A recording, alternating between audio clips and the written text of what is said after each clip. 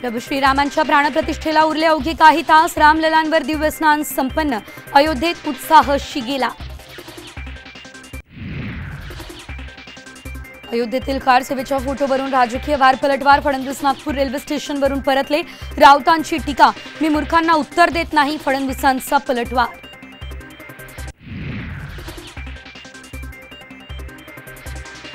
राम मंदिर सोहळ्याला शिंदे फडणवीस अजित पवार जाणार नाहीत. सोहळ्यानंतर संपूर्ण मंत्रिमंडळासह अयोध्येला जाणार. शिंदेंची माहिती. कारसेवा झाली, आता रामसेवेला फेब्रुवारीमध्ये जाणार. फडणवीसांचं विधान.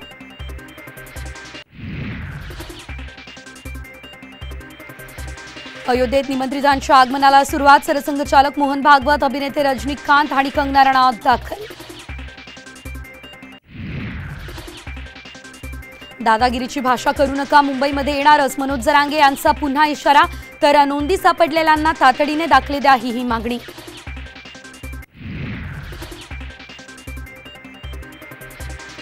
जरांगेंनी आपलं आंदोलन थांबवलं पाहिजे. आंदोलनाचा जनतेला त्रास होईल. मुख्यमंत्री शिंदे यांचं आवाहन. मराठा आरक्षणावर सरकार सकारात्मक, असंही विधान.